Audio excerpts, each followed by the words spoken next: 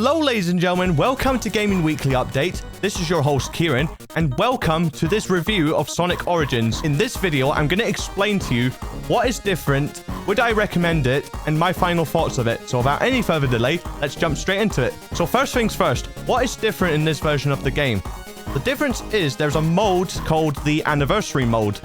And what this is that it allows you to play any of the three characters. So you can play as either Sonic, Tails, or Knuckles. And you can also play as either Sonic and Tails or Knuckles and Tails. What's also changed as well is that Sonic actually has new abilities, even for Sonic 1, where he had no abilities whatsoever, you know. In this version of the game, he can actually spin dash, and he can also do a drop dash, kind of similar to like what he does in Sonic Mania. Tails, he can fly in any game, even though he never flew in Sonic 2. I mean, he kind of flew in Sonic 2, but that doesn't really count. I mean, he can fly when you're actually playing as him. Like, so you can actually break the game entirely, which is quite interesting, actually. And of course, we got Knuckles, who is the Guardian of the Master Emerald for Angel Island in Sonic 3 and Knuckles. And he glides, and he can punch. Well, I mean, not legit punch, but I mean, like, he kind of punches as he's gliding, so he can glide and punch those guys. So, you know what I mean. You know what I mean. So the game actually includes Sonic 1, Sonic CD, Sonic 2, and Sonic 3 and Knuckles. The reason that they're set in that order, Sonic 1, CD, 2, and 3, is because Sonic CD, it's actually based between Sonic 1 and 2. So it's more or less setting it in the canon order. So besides the kind of movesets and the order that the games are in, what is also new with the Anniversary mode is that you collect coins instead of extra lives. So you can die multiple times and not worry about getting game over or losing lives, which fortunately for Brad, that is a good thing because it makes it easier for him to beat it now. What's also changed in this version as well is that it's also upscaled the resolution to 1080p and in 60 FPS. So in some games, it's so smooth and it's so different to what you're used to. So whatever you remembered in the original games, just forget about it.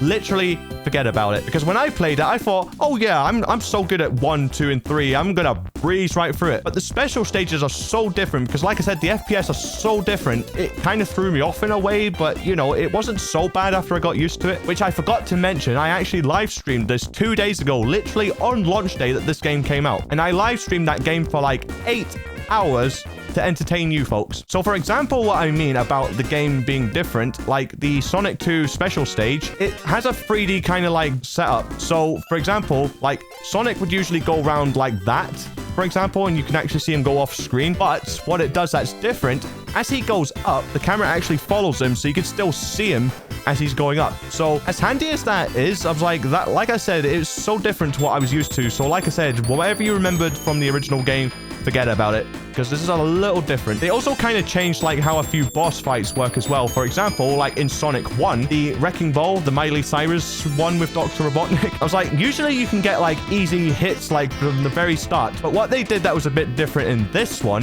is the fact that they actually changed it so that you can't actually hit him until his Wrecking Ball comes all the way out and starts swinging. So yeah, very smart on your part there, Zega. You knew people would cheese this. Yeah, I'm onto you, Zega. I'm on to you. But other than that, the games play very similar to the original games, so not a whole lot has changed. What's also changed as well is that Sonic 3 and K, because they're originally 2 separate games, so Sonic 3 would be one, and then you got Sonic and Knuckles as the other. But because they're both combined, you know how like when it transitions from like the Sonic 3 levels to the Sonic and Knuckles set of levels, they actually added more cutscenes, and they also added the final boss in Sonic 3 as well, which is that caught me off guard when I saw that, but it was a nice little touch, so it adds to the challenge of this version of the game. What I also like about this version of the game as well is that each game, when you start it for the very first time, you get introduced with a cutscene, a very new cutscene that introduces the first game and then finishes the first game, and then so on and so forth with the others. I mean, the original manuals usually tell you and give you a rough idea what the story's about, but unless you're very lazy and you don't like reading, then yeah, this game's actually for you.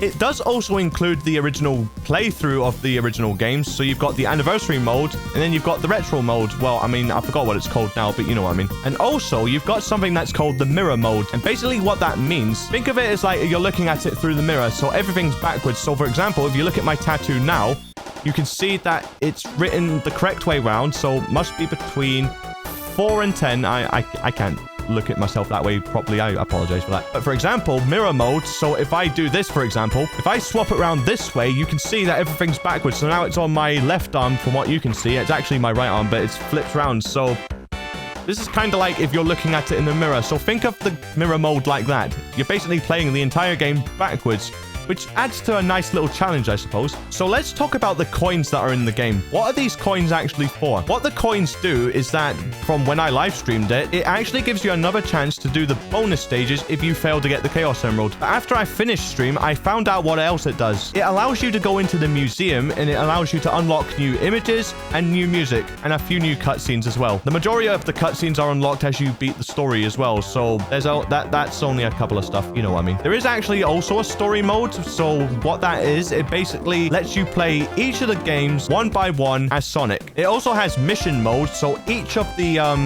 games, it has different certain missions, and it goes from 1 star to 5 stars. So 1 star means it's really easy. 5 stars means it's really hard. So be wary in mind. And each mission, it has different ranks. So you've got the highest rank, which is S, and the lowest rank, which is D. So for example, like if you get S ranks in them, you get a high number of coins that you win. The lowest ranks basically gives you less coins. I mean, that is obvious. And what I found out after I finished stream, I mean, someone did mention this in the chat when I live streamed this on launch day as well, but I mean, I forgot their name, so I took their word for it and I looked it up, and apparently there is debug modes that you can actually do for Sonic 1, 2, and 3. There's none for Sonic CD, so don't even bother trying that. I've actually made a video showing you how to do those, so I'll leave the link in the description for that video if you want to see that as well. So now that I've wrapped up what's different about the game, would I recommend it? Is it really worth getting? Because a lot of people were skeptical about it at first because they thought, oh, it's just a re-release of the original games. We've seen it tons of times before. But like I said, calm down. There is a few differences, like I just pointed out like not long ago. Yeah. So would I recommend getting it? Absolutely. I mean, if you want something different, if you want more of a challenge, if you want to, you know, just get cheap achievements here and there, if you're that good at those games, then yes, I would definitely say it's recommended to get. I can only assume that the game was supposed to be released last year, but you know, due to unfortunate circumstances with COVID, like not a whole lot of people could work